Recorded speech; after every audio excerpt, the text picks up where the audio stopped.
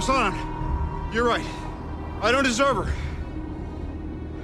Here's where you're wrong. She was already perfect.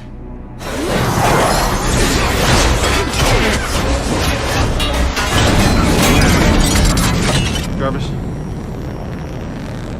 do me a favor and blow Mark 42. Iron Man 3 is my personal favorite film of the Iron Man trilogy.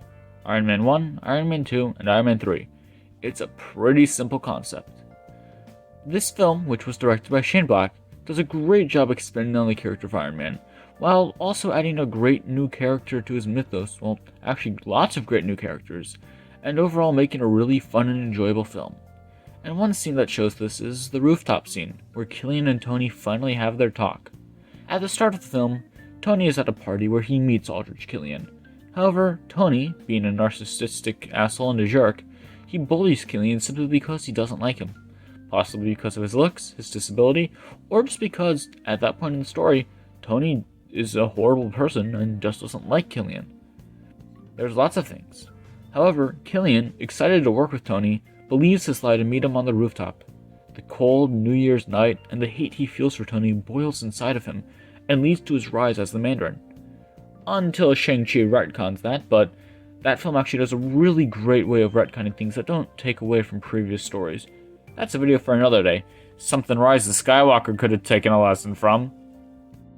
Now, years later, the two meet again, both having gone through rebirths, transformations, now superpowered people. However, where before Tony had the power, being the rich genius Killian looked up to, Killian now has the power, having healed himself with Extremis, and now being able to destroy an Iron Man suit with his bare hands.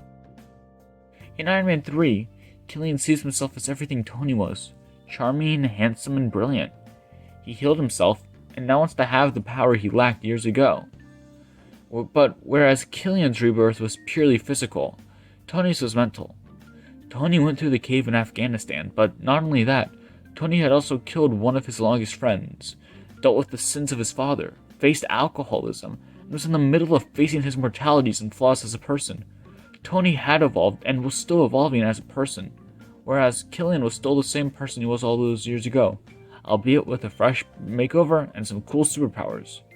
And that leads us to the meeting on the roof, the promise Tony made all those years ago, now looking him back in his eyes, and he has to deal with his past sins, the demons he created. Killian is Tony's fault. All the pain caused in Iron Man 3 is because of Tony's narcissism and his flaws of his past. So now, he faces them head on, by way of Killian. And to demonstrate that, the two have a chat. Killian expresses how he was going to fix Pepper, but Tony, now understanding his mistakes, and they both believed her dead, tells Killian he doesn't deserve her. That he is a flawed person, and by saying that, he admits he's flawed. But he also admits that she was already perfect in his eyes, that people don't need fixing, but he also is a flawed person. Between him and Killian, the main difference is that Killian doesn't understand. He doesn't grow as a person. He's stuck as a vengeful, hateful man, whereas Tony grows past his flaws and fixes them. And then we get a really cool explosion and fireworks, and it's fun to see stuff go boom. And yeah, it's cool Iron Man action, but it's the speech that matters. And in the end, Tony ends the film by giving up being Iron Man and going off to be a better person. And then, which is actually really, this next part's really realistic, he falls back into his bad habits in Age of Ultron and Civil War, and almost gets the world ended because of it. It's actually really amazing how well they do Tony's character arc in this Iron Man 3, Age of Ultron and Civil War, Iron Man 3 being the main catalyst of his arc throughout those films. Killian was a really interesting villain in the Iron Man franchise. He really showed the demons of Iron Man's past, and honestly, I love it. Iron Man 3 is amazing. Iron Man is a flawed man at heart, and Iron Man 3 explores that, and the scene on the rooftop is one great scene to explore it in. Thank you all so much for watching. I hope you have a nice day, like and subscribe, and bye!